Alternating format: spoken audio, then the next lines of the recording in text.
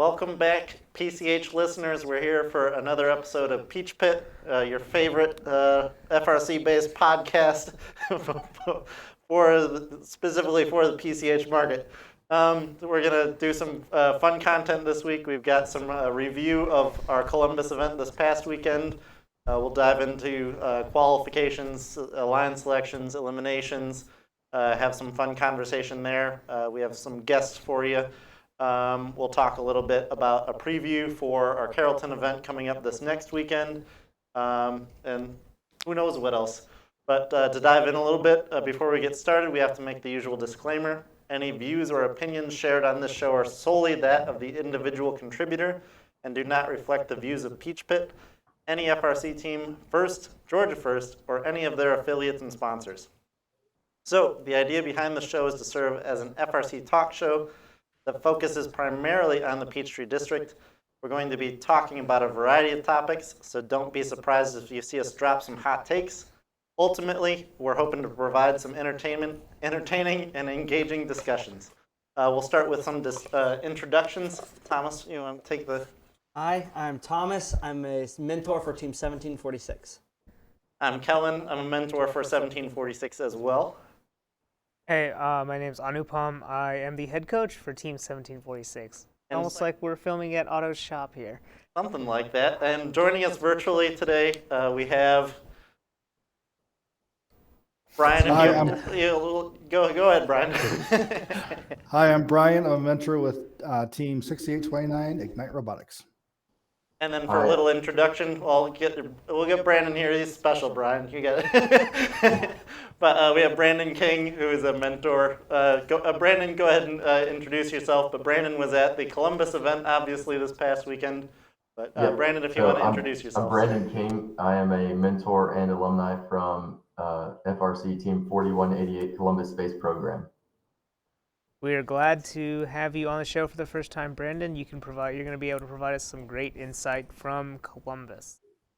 Yeah, we just had some webcast viewing on our end, so we got to see some of it. But nice to have somebody that was at the event. But to dive into some conversation, let's talk about gameplay and qualifications at Columbus. Brandon, as you were the one that was there, any initial thoughts? So going into the event, we knew that we had a strong robot, and we just wanted to try to maximize RP from our side. So we had seen some matches from other events in the past where we picked up a few strategies, but overall we were really just trying to shoot as many balls as we can. We struggled with the climb a bit. We never did get the traversal climb working at Columbus. But other than that, things went pretty smoothly for us. And, the scouts were up in the stands getting all the data that we could so that we were prepared at the end of qualifications to, form our alliance. So for your first selection, what was the criteria that you looked at, and what led you to choose 6919 over 1261, IHOT, or any of the others out there? Right. So 6919 had a higher average score and just in general a higher ceiling. And we also knew that they had the ability to score more points during autonomous. So if we took all of that and, combined it with ourselves, one, we would take away the potential advantage that another alliance playing against us would have during autonomous if they were able to get, an extra cargo or two. And we also knew that 6919 was shooting a lot of cargo, and if we combined that with our output, it would be just really hard to beat us. Even if we were up against a couple of strong climbers, we would just run away during autonomous and teleop, so that we would pretty much build a strong enough lead that it would be pretty secure at that point. Were there any, when you started getting into the first set of qualification matches, were there any robots, or just walking around the pits, were there any robots that really stuck out and you're like, oh, there are going to be some competitors at this event for... Oh, definitely, yeah. 1414 IHOT really had a phenomenal looking robot, and I think, once they get a little bit more practice and a little bit more testing time and, time to develop their autonomous, all that, they will be, one of those top competitors, maybe at Albany and definitely at State. They have the ability to do, pretty much every aspect of the game at a high level. And they were the best climber at the event. They were able to hit that traversal climb several times. And yeah, they have, a lot of room for improvement for sure. And, 1261 is also looking really good this year. A couple other teams, 3635 was very strong as well. They were able to put up a lot of cargo, and overall, I would say the field looks, I guess there was a lot of robots that were, having the first event sort of woes. I guess they were, struggling a little bit to begin with, but, I think everyone will improve throughout the season. Yeah, that's right. I think 4112 was the only robot there that was their second event. But yeah, I think very much so that case of everybody coming in, getting their feet under themselves. I guess what's interesting for the teams at Columbus is they get a bit tighter turnaround time for their second event for either this upcoming weekend in Carrollton. I forgot to look how many teams will be doing that quick back-to-back. You guys are at least on that list. But yeah, it'll be interesting to see how those teams that have now gotten that sense of how Rapid React is going to play get to rapidly react to figuring out how to make some adjustments for their second event. Talk to us about 15 qualification matches. We know that I think we missed out on a few teams for a lower team count event, but how grueling was a 15 match qualification schedule? It was challenging. So originally there was supposed to be 29 teams. We ended up with only 25 that were able to make it to the event. So what that meant was there was more time left over to do more matches per team. So instead of sticking with 12, we did go to 15. And that meant we normally only had 3 or 4 matches in between, our matches on our schedule. So we would go back to the pit. We would have, just a few minutes. And we had a lot of things that went wrong, and our pit crew handled it phenomenally. We had just, probably the most, the most prepared pit crew and drive team that we've had in a very long time. They were just ready for anything. We had all the spare parts that we needed, and we needed a lot. And we had, all the expertise. We had, people who were able to go in and work on electronics. We had to replace a couple of climber hooks throughout the event, and little things like that, just constantly working in the pits. And we kept the robot out there and somehow ended up, going undefeated, which was really, really crazy. Something of note to that, 4188 is the first team in PCH history to go undefeated throughout an entire district event. They've had a couple teams that ended up going 17-1, but they are the first and only team to ever go undefeated. And Wow. not just like a normal 18-0. It's a 21-0. Yeah, with those 21. Yeah, Wow. it's quite a feat. Interested in seeing if they can keep it up. Yeah, Fingers crossed. with such a small event, it's almost like a different type of challenge with the insane match turnaround times. It almost seems like it goes from like a normal district event to like an endurance event, right? 21 matches of play on your robot. What is it? What type of shape is it looking like in? So we are going to have to go back to the CNC and make some more spares now. But overall, the robot is looking pretty good. We had an issue that we couldn't figure out throughout the entire event, where one of our swerve modules, it was missing a part. And we basically had 3 of the swerve modules dragging one of them around. And, it was actually sort of shredding one of our, the 3D printed pulley for the encoder on that module.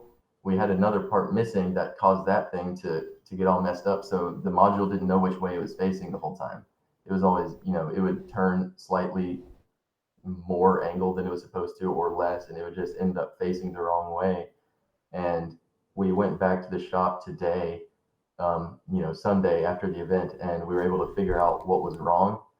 So hopefully with that repaired and everything else lined up, we should be even stronger for the next event. Yeah, I know at Dalton we were we had I think 36 teams there, but so we got a little bit of breathing time between some matches, and I know we were still struggling to. I know we were trying to make some pushes on improvements to the robot, but had to say, all right, call it quits. We need to get the robot prepped and systems tested for the next match just to make sure we're ready to go. But yeah, I can't imagine. Obviously, yeah, you can't take the time to fix your swerve module when you got such tight turnarounds for matches. So. Yeah, we were lucky enough. So if this had happened to like, a standard tank drive or West Coast drive where one side was not working, you would just be able to pivot in place and that's it. But with Swerve, if you have 4 modules, one dead module doesn't completely inhibit your ability to, translate around the field. It just makes it really slow, and yeah, it messes up the autonomous, of course, but we were lucky in that way. I know we've been fools a few times for even having a tank drive that will have 3 motors on each side, and we'll be doing drive practice, and you go touch the motors to see how hot they are, and realize one of them's ice cold, hasn't been moving an inch, and you realize one of your Anderson crimps isn't quite where it needs to be. So, yeah, the struggle. Yep. But yeah. Yeah, it was interesting. I think looking at the numbers, it looks like, so Dalton, as a little bit of a review, had cargo bonus achieved about 9% of the time and hangar bonus RP about 18% of the time. Comparing those numbers to Columbus, we had about 8% for cargo achieved, which is 1% lower, so about on target. And then hangar RP was down from 18% to about 10%. So I think that was just an indication of how many capable climbers there were for, I think, high or traversal. It seemed like watching any matches that there were some teams that were on and off, but there just weren't many really consistent high or traversal bar climbs. So I think part of that might have to do with as teams came online as far as what the robot could do. 1261, for example, for the first 8 matches, just did their mid climb. On a match 9, they started doing the high climb, and during the next 7 matches, they went 5 for 7 in the climb RP. So as teams became more capable, those started happening later on towards the end of the competition. IHOT and Commodores both got 5 climb RPs during the whole time. Turns out 4180 had 3 unicorns in there, so that was good for them. And then you had teams like 4509 started out playing defense and start really evolving and as they got more comfortable spot, had time to work on it, they became more effective, started scoring and everything. So those numbers may be a little different, but I just think that if you look at the second half, you see a definite increase in the ability of all the teams. Yeah, I think that's interesting. That 1261 note makes me a lot happier about our design choices for only doing mid-bar climb if they can still knock out that RP just with a high bar climb. That's exactly what we were hoping for when we made that design choice. So hoping that pans out at Albany for helping us out in the ranking game, and obviously later on at state champs, which I think we're starting to get some sense of obviously who the players are going to be at that level. But we might work into that conversation a little bit later for state champs. Yeah. Any other thoughts on qualifications while we're on it? All right, let's move on to alliance selections. Any interesting selections we saw on the board? I think it was very interesting that 7315 was picked so late. Yeah. I definitely thought they were going to be picked and were deserving of being picked a lot earlier. Yeah, like Being the best low goal scorer at the event. they were definitely one of the best low goal scorers in the event. Like volume wise, if you look at it, they were just a drivetrain with a low goal robot. They didn't have a climber, right? But I think strategically that was undervalued by a lot of these alliances that were trying to go for like a slower high goal shooter. 7315 inherently holds some strategic value in that because of low goal, it's a lot balls come out of the hub faster, so you can have quicker cycle times with low goals. They can always pivot off to defense. Being that swerve, they can probably play some killer defense if you practice it. But that was kind of my thought on 73-15. Brandon, do you have any thoughts on like how alliance selection shaked out? Um, I think in general, at least from our perspective, we just had to choose from, a small number of teams. We had a handful that we were really looking at for that first pick. And after that, it was really just a waiting game. At the end of the alliance selections, when it came back to us, we would have two robots to choose from, and we had no idea which two those would be. So we really just waited, and once we had the two final robots to choose from, we just took a quick glance at the data, and we saw that one of them was able to score an autonomous, surprisingly, and one of them was not. And we looked at the pictures that we had from both robots and decided that we wanted to go with 3344. And, we were able to work with them after line selections and actually put together a fairly consistent high goal autonomous to add even more to their value. Going into alliance selection, was there any strategy that you had in mind for how you were going to compete in elims? Were you just going to bomb the high goal, and then just say try and match us in climbs, or did you have any other particular ideas going for that type of stuff? I think if we had seen another robot that was able to put up a higher overall score consistently, it would have been a little bit more difficult to make that choice. But 6919 Commodores, they were able to consistently score more points overall, even though they weren't, the best climber at the event. They were, one of the best, I suppose, but they were also, significantly ahead when it came to autonomous and teleop scoring of cargo. And we knew that if we had, our robot plus their robot, just scoring as many balls as we can throughout the match, it would be pretty difficult to beat. That's right. I know at Dalton we had some interesting cases pop up for like the number 2 alliance going all in on traversal and climb points in general. Were there any interesting alliances you saw form for the 2 through 8 alliances? I would have to look back at it. I was so focused on fixing up our robot and helping the pit crew. I need to scan back through some of those matches, I think, but I think Brian might have had some more details there. I couldn't watch as much as I'd liked, so I was really looking at the top of the draft, and I sort of looking at from the outside, I sort of saw 4188 going 6919, and I thought that 1261 to go with IHOT, try to get those climbs in there. IHOT was getting better as the competition went on. Beyond that, unfortunately, working while I was watching the matches, so I couldn't watch as much as I'd like. So I couldn't get too in depth. Right. I definitely think, the 1261, 1414 combination was, we knew from the beginning that was the alliance to beat. And when we saw them in finals, certainly in finals match 1, I think the difference was only 12 points. At that point, we knew that, we had to, kick it into the next gear for the second match.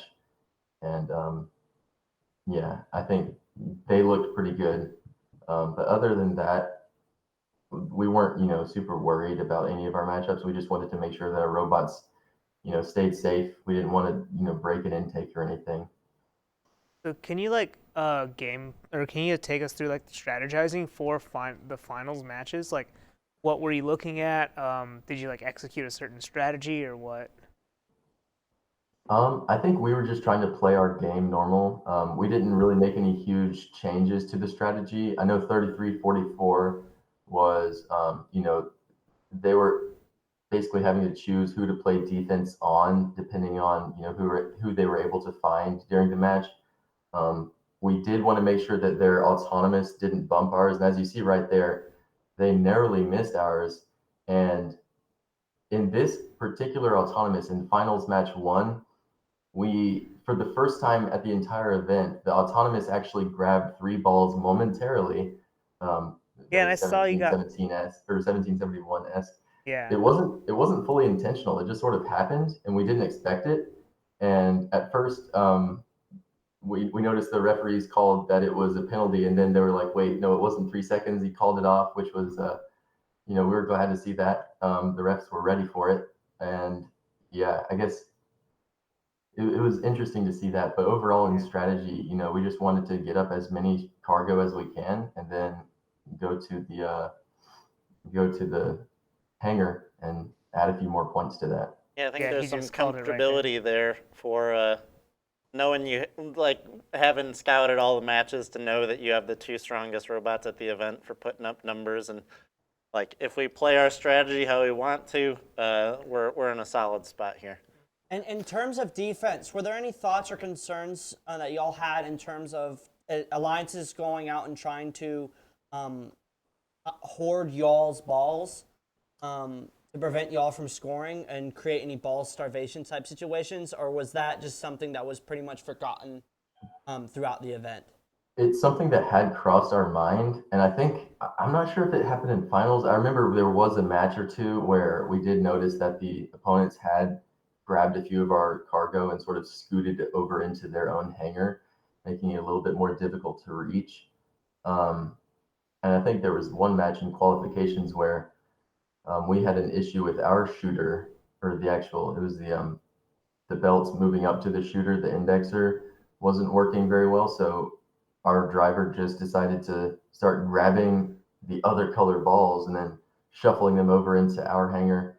I think it's a pretty good strategy. And if you can do it early on enough in the match, it can really make a difference. It's key that you do it early. That way you take that ball out of gameplay for the entire duration of the match. If you do it, in the last 30 seconds, it's really not going to matter at all. But it is a decent strategy. However, our defensive strategy was to bring your intake up so that you don't accidentally bump anybody with it and get those, silly penalties. And instead just sort of try to get in their way as much as you can and slow down their cycle times. Yeah, we had that last week for our third bot strategy for Toaster Tech, that they had an intake that once down had to stay down, which I think is going to be something we're going to see for more third bot selections. If you have more than two robots to pick from, is the ability for your third robot to intake two of the opponent's cargo and hold on to them, or deposit them strategically where you want them to be.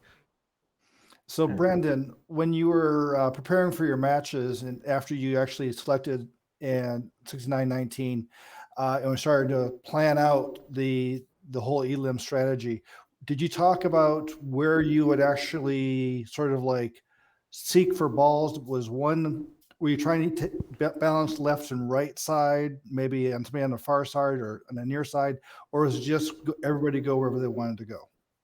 It was more just go wherever you see the balls. Try to, not be, we didn't want to clump all of our own robots together so that we're getting in each other's way. We knew that 3344 was going to be primarily playing on the opposite side of the field. But other than that, I think they were really just trying to, get to the nearest cargo and get those shots up as soon as you could. Yeah. That's where I've heard some interesting, or not interesting in I guess just seeing the conversation happen, but talking about the function between like a drive coach and a driver for what Brian mentioned for strategically going to specific zones and playing that zone, is that certain drive coaches have the mentality of, all right, driver makes micro decisions, drive coach makes macro decisions. So I'm not telling the driver where exactly they need to get their next cargo from. That's up to them. But I'm seeing, all right, this zone is entirely ridden of cargo, so we need to start coming back our way because that's where the next pool of cargo is to draw from, or we need to start playing further on the other side because that's where our cargo is clumping up at, instead of specifically pointing out, all right, there's the next one, there's the next one, there's the next one. I think that's a good way for teams to view it, for not being so structured that you can't improvise along the way. All the cargo should be in one place. Why are you all the way on the other side of the field? Because that's where you're playing it. So it'll be interesting to see how those strategies develop throughout the season. And something that I noticed while watching, and I noticed this in Dalton too, is a lot of teams, instead of just they will go away from scoring to get that second ball, so they shoot two at the same time instead of just shooting their one ball, going to grab two, and then come back. That's just something I think a lot of teams could look at and trying to improve on. Is if you're having to drive away from where you're scoring to grab that second ball, you should just score your first one and then go on. That's just something that I thought was interesting looking at. Agreed. I think one thing we did with our drivers was like we declared like different quadrants that we saw balls in, and we were just like quadrant 1 or quadrant 2, or like lower left, upper left, to kind of get them into that habit of looking at zones instead of cargo.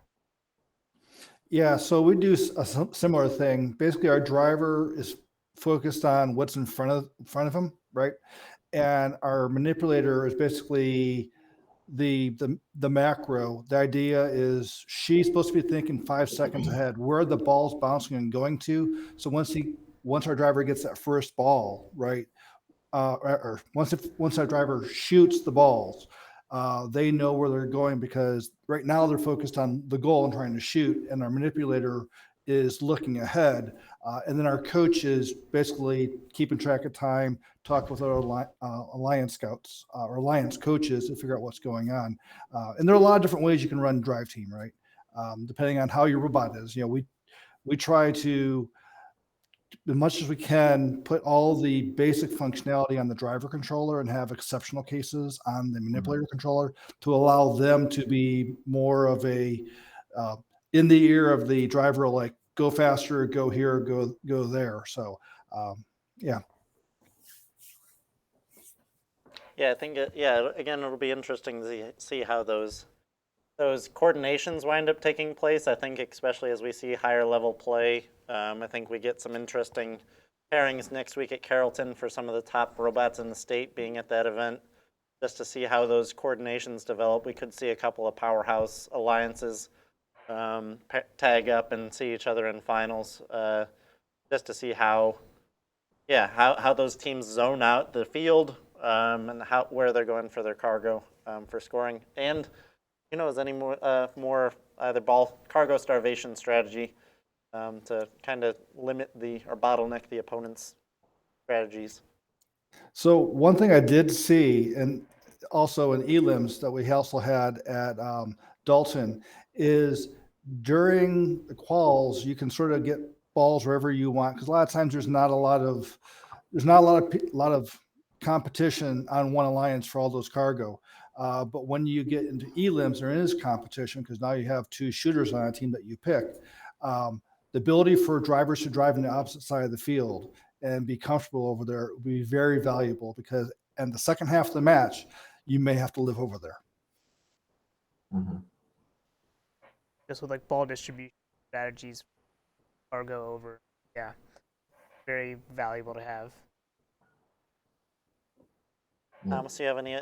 I know we've kind of dove into some of the elims talk. Any other announcements or thoughts you want to share on alliance selection?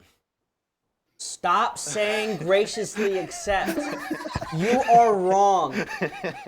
I understand the whole part is you're trying to lean into gracious professionalism. However, the team is gracious in picking you. You are grateful in accepting the invitation. We made sure that our person that was down there in the field did not say graciously accept. Well, you were the first seed alliance captain. You didn't have to accept anything. But yeah, that's just a little thing where with our with Otto's person, they're given instructions on how to accept and decline, and it's gratefully accept. Yeah, I'm grateful we've had that on the books for as many years as we've had, but it's as great as gracious professionalism is, we're all about it. But it's not the right time and place for using that terminology, because calling yourself gracious isn't the most gracious thing in the world. Yeah. Right. So sort of something spinning off of the gracious professionalism idea. When we did make our selection for our third bot, we immediately went and looked at both that robot and the one robot that unfortunately didn't make it into an alliance. Um, and we sort of compared the two, and we talked with the students from both, and we actually realized after the fact that um, let's see, it was 6905.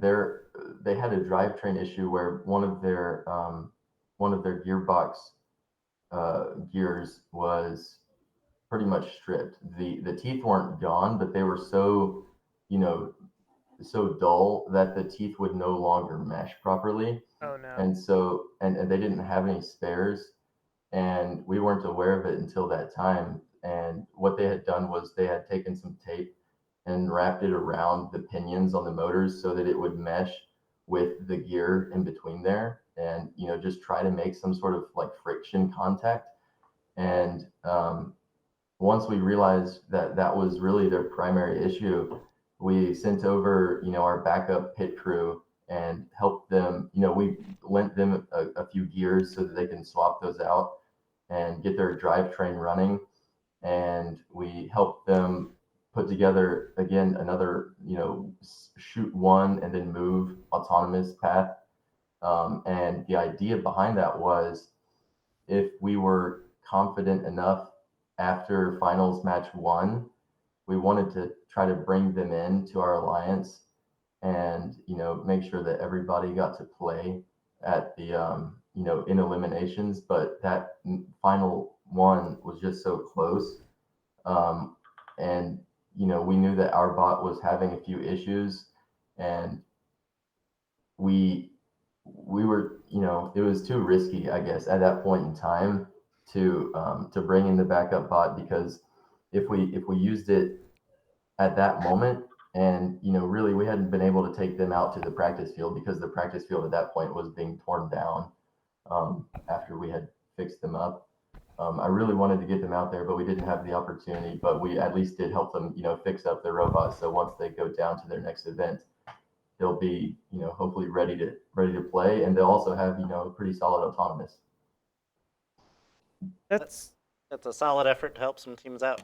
yeah, that's like a perfect example of gracious professionalism. And like this isn't the first time you've been in it. I don't know if you recall, but back in was it 2016 we went to Albany. I was on G3 and you were on 4188, right? And we had a similar issue in that we had the last pick and we had to pick between two robots.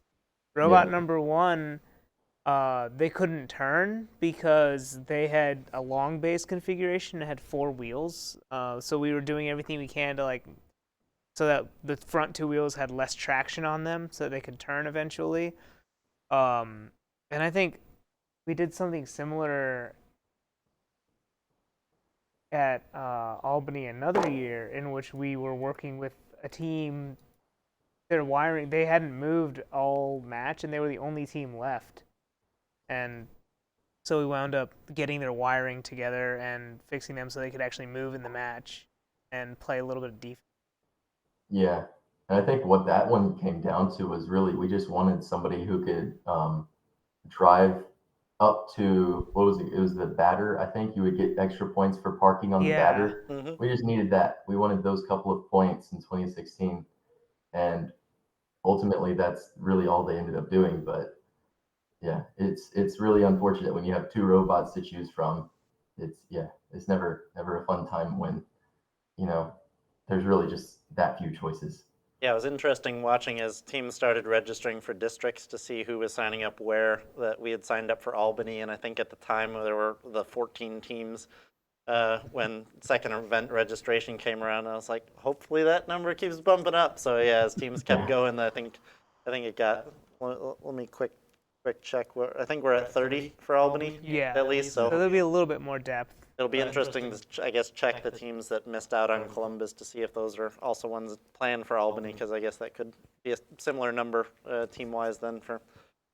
But yeah, I think we got some interesting content then from the Columbus event for putting on a good show. Obviously, 4188 taking it the distance, along with obviously your alliance partners. They obviously get full credit too for 69-19 and 33-44.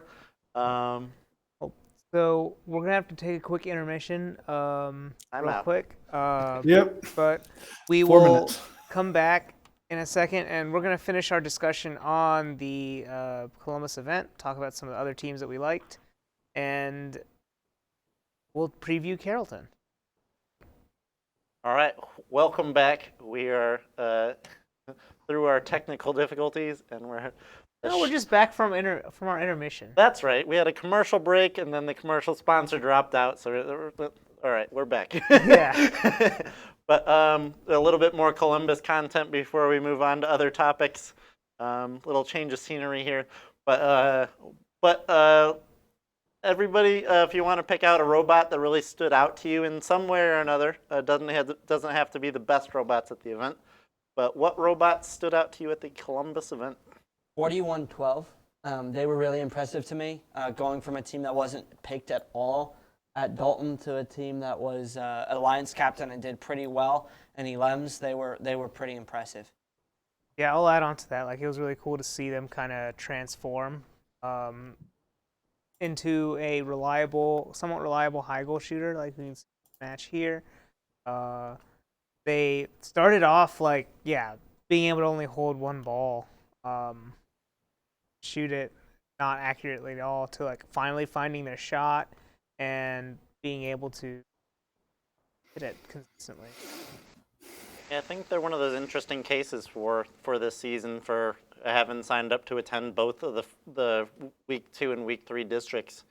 That I think with the struggles they had last week or the prior weekend at Dalton, for not being selected for alliance selection. Obviously, they've come out and gotten a solid competitive robot together, but they've now got to deal with the side effect of having the district points stack up from that Dalton event. So it'll be interesting with only 32 teams at the district championship event to see how the next couple weeks play out and where they wind up falling in the district points rankings.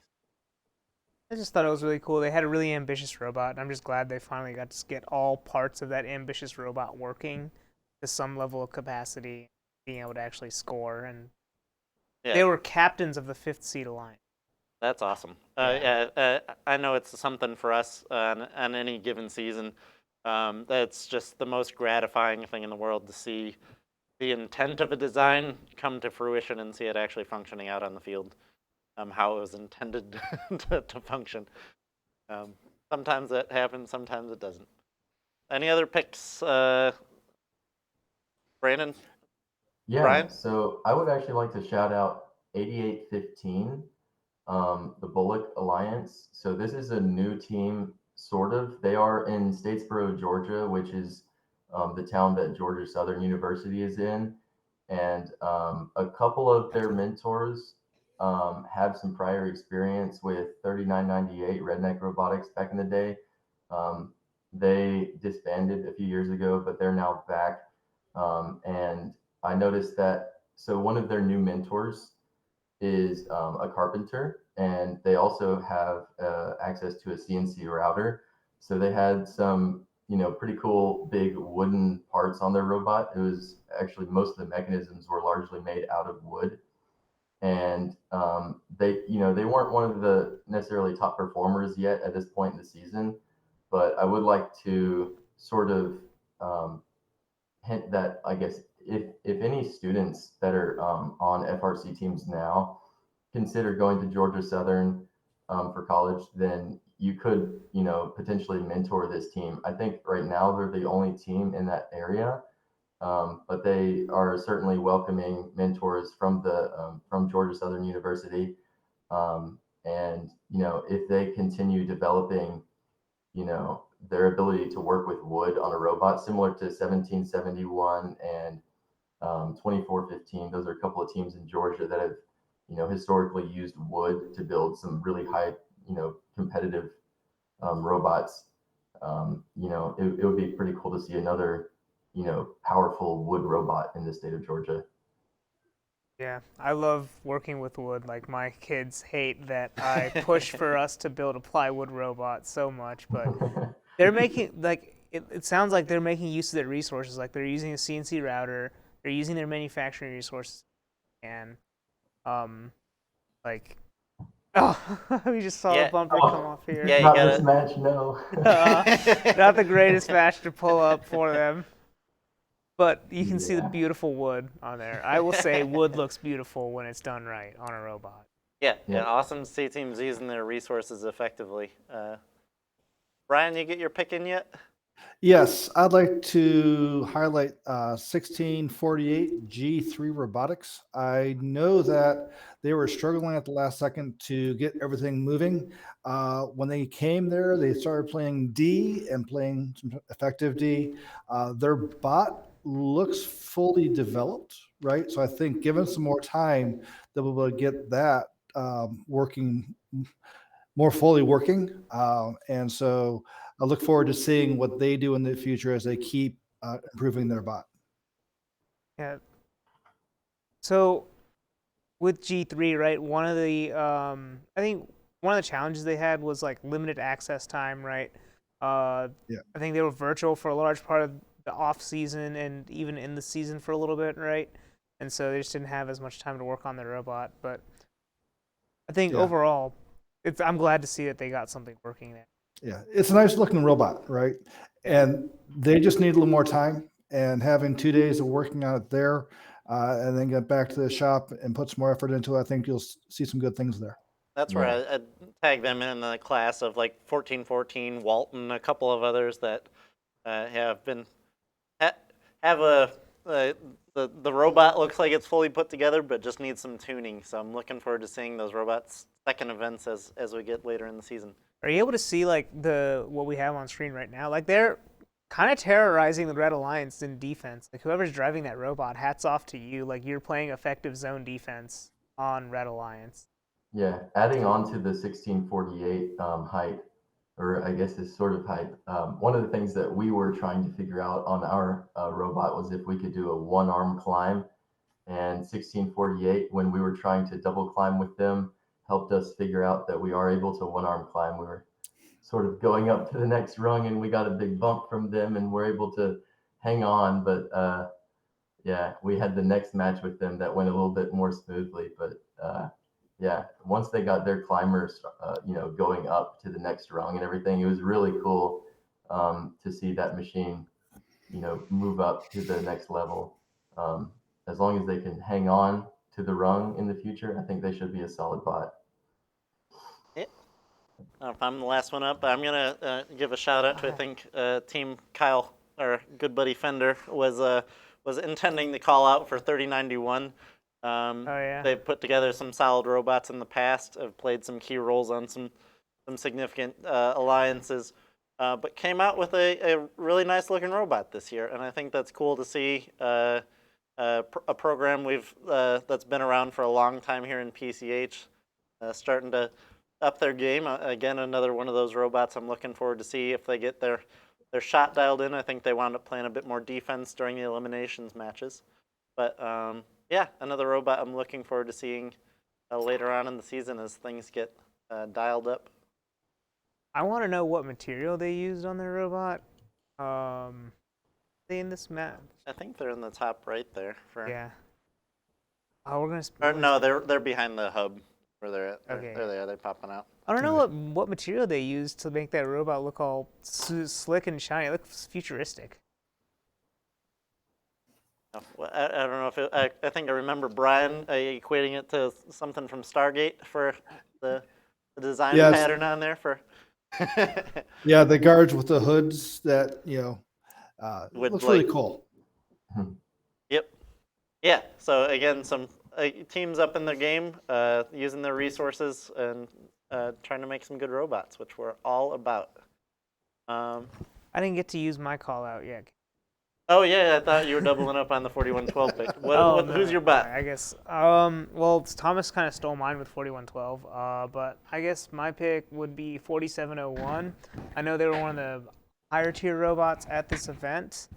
But I just really liked the simplicity of their robot, and it was cool to see. I was paying attention to Columbus for most of the day on Friday, but it was cool to see them go from doing low goals to figuring out a high goal shot. They have that super simple every bot climber, and like you can see here, like they kind of missed on their 2-ball auton, but they developed a 2-ball autonomous mode. It was pretty simple, just driving, picking up, shooting 2. So I think I got to give props to their driver. I think they were one that I think the driver's got to do a decent amount of work because it seems like it's a single ball width intake almost. For just, driving well enough to get that cargo perfectly lined up, but they were still cranking out some cargo. yeah.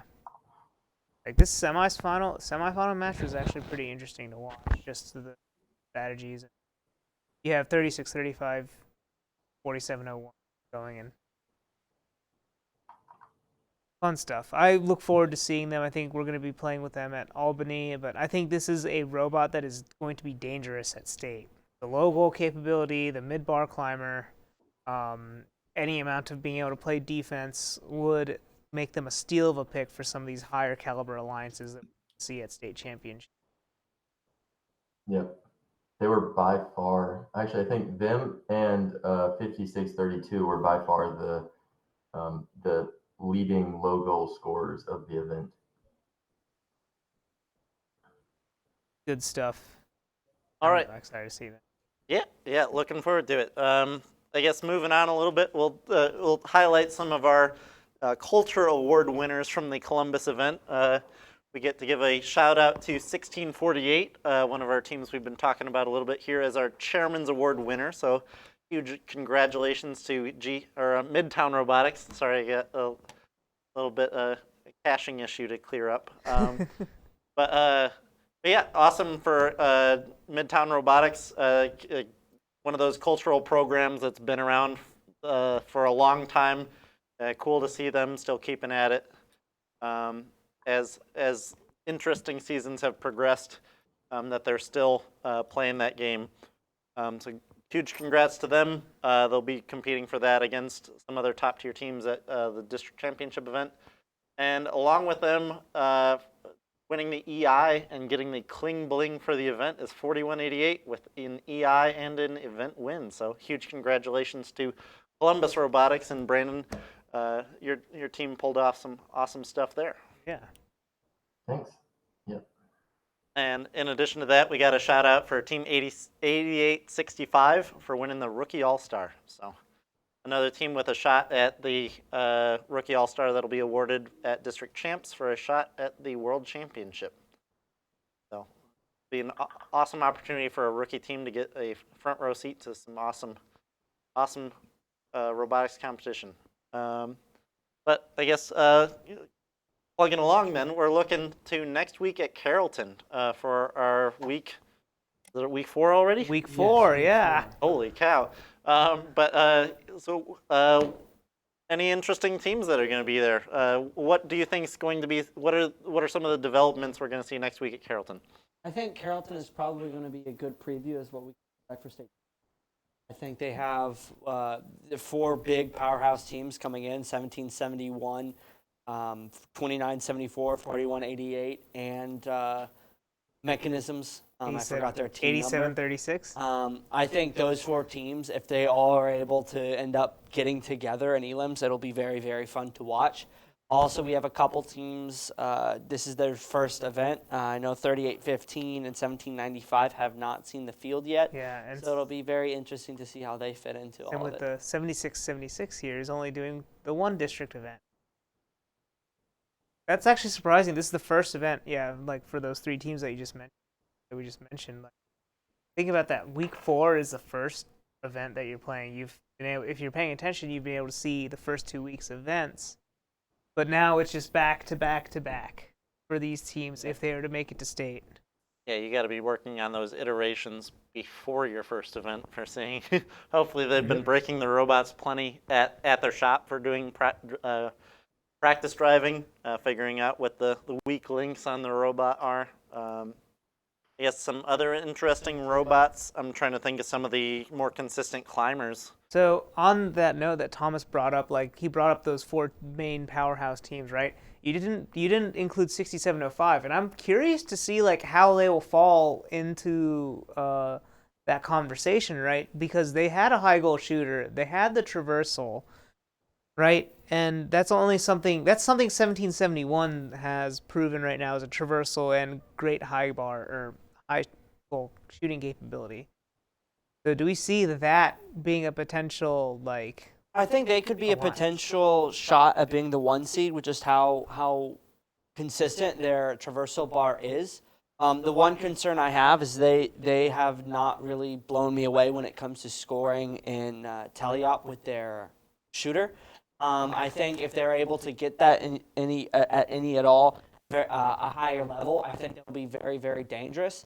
But I also think speaking a little bit with 1771, I know they're planning on getting their traversal working. I know the mechanisms are planning on getting their climber working. Which I think, if anything, they're looking at mid or maybe high bar. Yeah. So Well, I definitely think that the 4188's going to be not down a swerve module. Yeah. So Well, I think and our traversal will hopefully be working.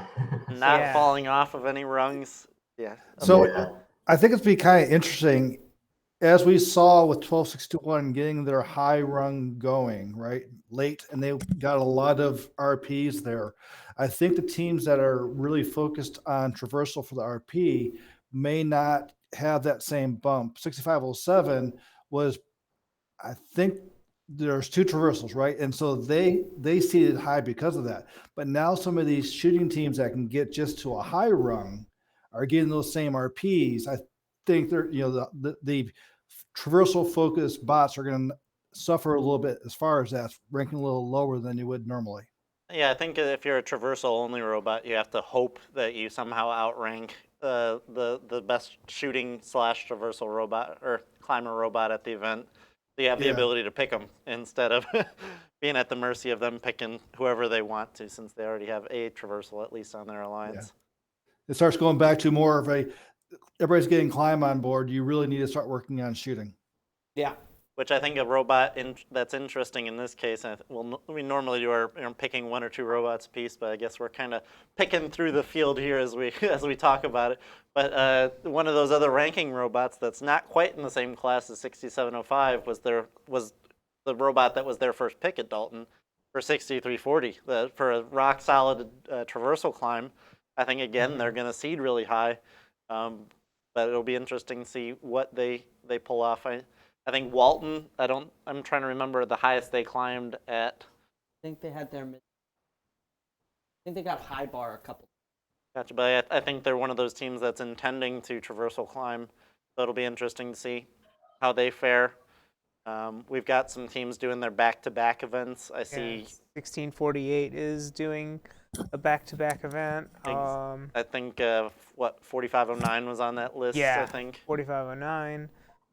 I wouldn't sleep on some of those teams. Like they just did an event, they're raring to go again. I wouldn't sleep on 5109 either, right? They got their stuff together towards the end of Dalton.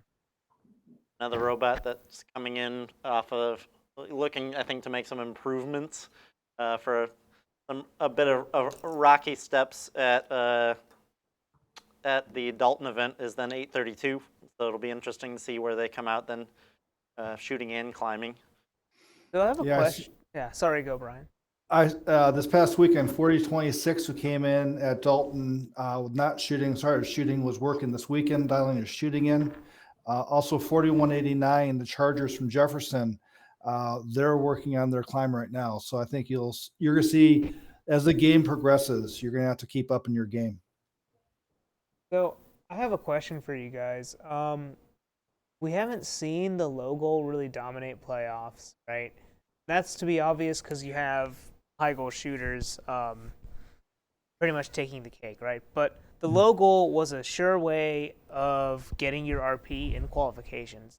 With this kind of stacked Carrollton event, how do you see the ability to low goal bearing out? Like, since we have so many shooters that are now dialed in, like, is the low goal now not as valuable? I think the low goal is valuable, just because I think a lot of the teams that can high goal and have a very good shooting percentage are just very, very slow at doing it.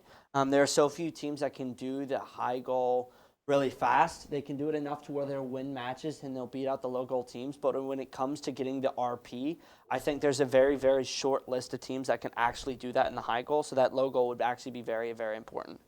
And that's where I think we've seen some teams pull off. I think 1771's been one that I've seen do it almost most effectively for swapping to low goaling for pursuit of that cargo RP.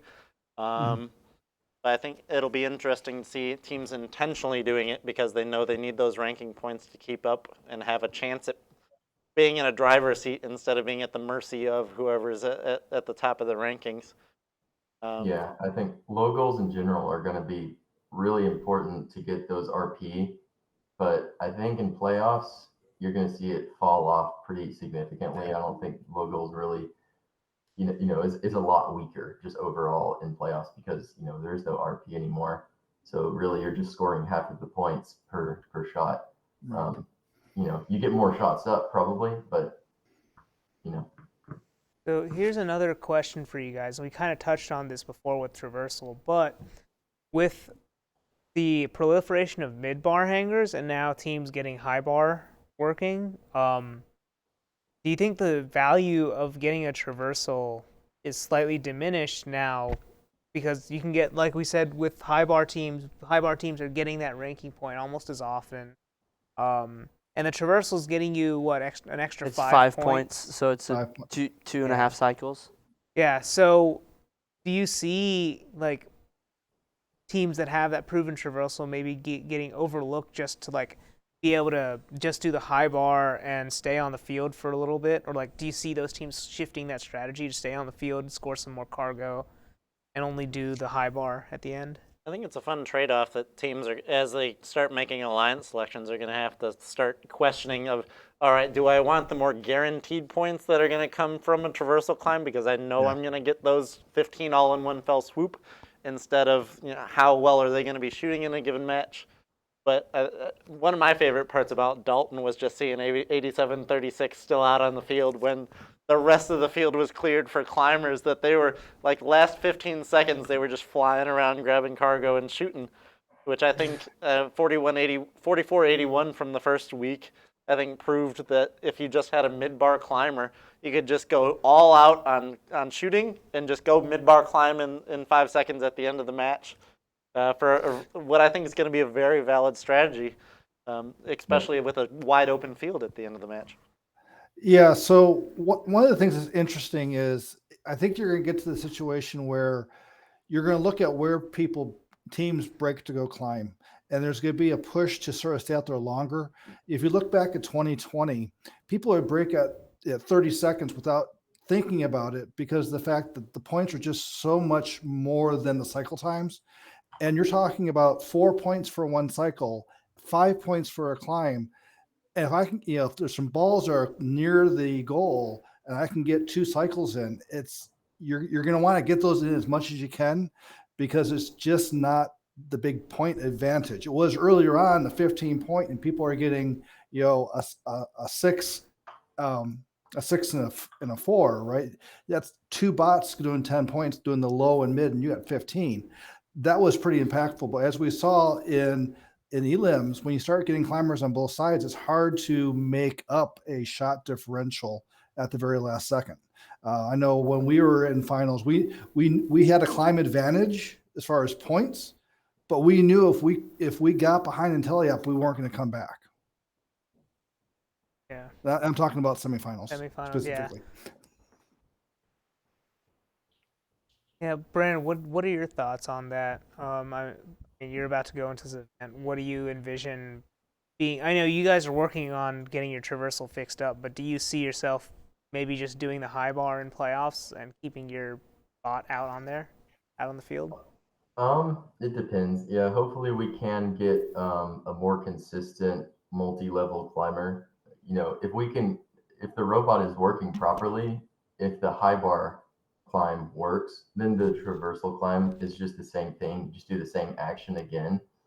But I guess, yeah, the trade-off between scoring a few more cargo and doing like a really last second mid-bar climb versus, if we only have, if our alliance partner isn't able to at least go high, then obviously we're gonna have to take more time to go do the high to secure the RP, that kind of thing. And yeah, That's hopefully one of we those. can continue getting those 2 RP from the wins as well.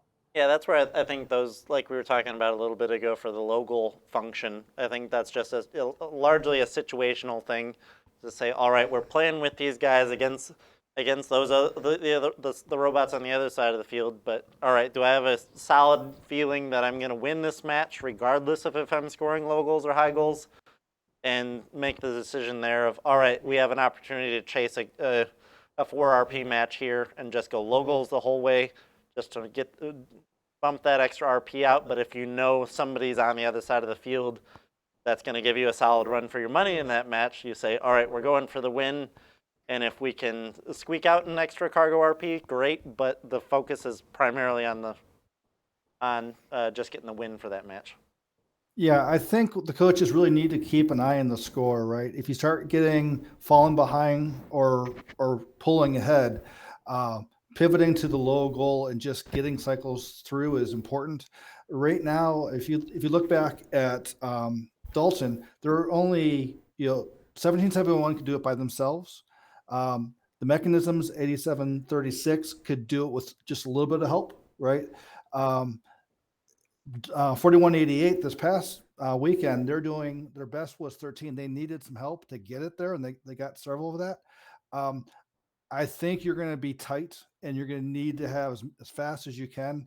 And if that's the issue for your team and your robot, the faster way to do it is dump them low because they come out faster and they're not bouncing. They're right there on the floor. Yeah. I think that's going to enable teams to get that RP if they're in a time crunch, is just going low and like you said, it's just you don't have to wait for it to stop bouncing. You can just get it right out of the low goal, keep those cycle times down. Yep. Yeah, I think if you just picture the top handful of robots at this event, if you see anything, I guess comparable to this Columbus event for the top robots stacking up on the first couple of alliances, but I think you'd be in for some real treats for what could unfold for finals matches or elims matches, just due to the quality of the robots we're going to see. And I think the excitement's building throughout the season as we get any closer to district champs. Again, seeing 32 of the district's top robots at a single event, I think we're going to start seeing those cargo RP matches bump up considerably. I think we're going to see more hangar RPs. I think we're going to see some awesome competition. Yeah. Yeah, I think the question at champions or at district championship is how many unicorn matches will there be, because they're going to start happening a lot there. Yeah, it's Cool. going to be hard to predict who's going to win the ranking game, just because it's almost like you're getting behind if you don't get a unicorn match, which is a struggle. Yeah, like district champs, it's gonna be like if you have one dead robot, or like if you have a teammate that can't make it to the match, like you pretty much pencil that in as a loss and potentially losing that ranking point. Yeah. So I imagine there are some matches you'll see where teams are like, well, I know I'm not going to win this match, even if everything goes right. So I'm just going to play for the 2 RPs that I can get for maybe trying to get a cargo RP out of it, Or preventing the other team extra. Yeah, like I think we're gonna start to see some of that, especially towards the end of even the end of Carrollton. We're probably gonna see end of Carrollton quals just defense to prevent the other alliance or team like 1771 or 4188 from getting that ranking point, so that rankings can either stay the same or shift any. So I want to point out something interesting from Columbus. 4188 and quals 44, 1261, 4701, and 4112 got both the hangar and the cargo ranking point. And 4188's alliance of 1648 and 3635 won the match, did not get either, right? Yeah. And so I thought that's pretty amazing that they Close. pulled both of those off. They didn't win, but they came away with 2 ranking points. You're going to do that. 4188 went into the last day, up so many ranking points they could have lost and not shown up the last few matches. Same with 1771. Their lead was so big as far as the ranking points. That's going to start shrinking as we get to our next competition. I don't see us having a 10-point ranking point lead like we did the past 2 competitions. Which I think it turns into a lot of luck of the draw on what your qualification schedule looks like and who you wind up playing against. That might steal some of your RP if you can't get all the wins, or if, like Thomas kind of mentioned there, for playing some RP defense for Yep. Yeah. stopping some of those top tier teams from getting all the RP that they might otherwise get. Yeah. I think there's a lot of exciting things coming this season. Yeah, like I wouldn't be surprised to see ball starvation be a thing towards the end of qualifications at Carrollton. To prevent teams from being able to get that cargo RP. Yeah, I think as teams get into their second events, they might be a little bit more polished and have their heads on their shoulders once they get to elims and say, all right, we're gonna implement some strategies we've seen from across the first landscape and make it a little tougher for those top seeds to waltz their way to a win, as we've seen the first 2 weeks of PCH competition for 2 1 seeds walking away with some wins. So we'll see how action unfolds in the PCH season. I think with that, any last thoughts from everybody on what you expect for either the Carrollton event or what else you're looking forward to this season? I Thomas? just hope that at Carrollton, if we don't rank first place, I hope 1771 does. Yeah, good to know who your friends are in those situations. That was everyone at Dalton, right? If we don't seed first, we hope that 1771 chooses us, or you either want to be first or or very clearly second.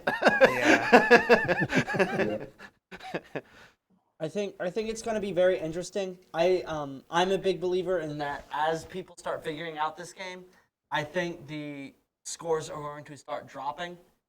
Just because I think defense is going to be more and more important and impactful. And I think at the end of the day, ball starvation ends up being at states. And It'll be interesting to see who is on top of it enough to effectively be implementing those strategies instead of just flying by the seat of their pants and trying to make it up as they go. Yeah, I really like the game, how it's evolving. It's becoming very exciting to watch, right? Because you really need to have good shooters to go far, but you have to have the climb. And everybody's sort of going along their 2020 game sort of carried over as far as a lot of the design skills you need for this game. And so even though we got a lot of rookies on teams, the competition has been really fun. And I see it get even more exciting as we go along.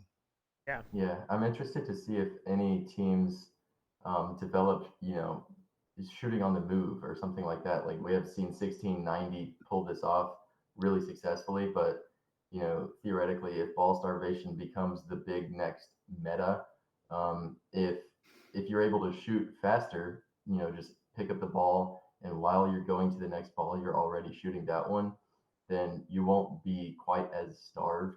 So it would be cool to see if any teams can pull that off as well. He's talking to you, 1771. If you're out there, this is your next challenge after that 6 ball. I think they're the closest because for them right now, it's literally just stop, shoot, and then keep moving. Like there's no real spin up time or anything for them to shoot. It's almost instant. Do you think we'll see a second 6 ball at Carrollton? Yeah. I don't know. Brandon, will we see a second 6 ball at Carrollton? Well, so we only got, I think, 3 or 4 maximum because of our swerve issue. So hopefully we'll at least get 5, but I don't think we'll actually have that much time since there's only 3 days till we got to pack it up to develop a brand new autonomous program, but maybe by state, we'll see. Yeah. I mean, I can see 8736 mechanisms. They have the design to do it, right? I'm not sure if they have the time to dial it in. But yeah, I'm also curious to see how many more teams go beyond just 2 ball. Yeah, it was 1 ball and 2 ball the first 2 weeks. Do we start seeing 3s and 4s where that 6 ball is still an advantage, but you're not in the hole like it was in week 2? Brandon, just checked. There's 39 teams at Carrollton. You'll have loads of time between matches. You'll be able to figure it out. Yeah. All right, we'll be out of the practice field. On Brian's note, I think what's gonna develop here is like, once you're gonna have multi-ball autons, right? But once you're in playoffs, like you can't have 2 5-ball autons on the same alliance run, and so that's where it's gonna come down to autonomous modes to pick up the opponent's balls and do something with them, hoard them, kind of like what we saw in week 1 with 1678's autonomous, or the cue ball. The 80 cue ball 85-15, autonomous. Yeah, 85-15's cue ball autonomous to force 118 to pick up an opposing color ball. Yeah. Yeah, I think those are the Yeah. things I'm most looking forward to, is the interesting evolution of strategy as we keep diving further in, and seeing how top teams stay on top. Yeah, 1771, they had a huge advantage because they would put up 24 points potentially in Auton. Now, if you can get 2 3-ball shooters, or get one that can do, a 4-ball, which is really start and get the one going to the human player station and the 2 there, you can very easily get 2 of the mid-tier teams to basically get you 4 to 5 of those. And so now 1771's lead is not as big, and I think you're going to see a lot more teams trying to shoot for that. Yeah, and that's where I think at state champs we'll see that bottom segment of the event be much more competitive on a match-to-match basis. So I think we're going to see a lot more interesting elims matches at that level.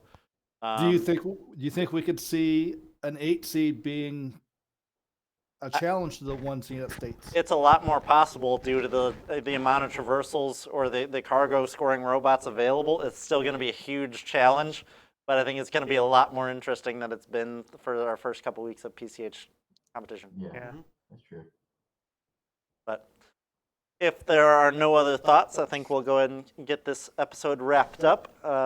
We're in for another interesting weekend of competition at Carrollton. Keep your eyes peeled on that one. But until then, we'll see you next time. Yeah, thank you, Brandon, for coming on the show this week. If we may see you in the future, I don't know. Yeah, thanks for having me. It was really fun. Yeah. Yeah.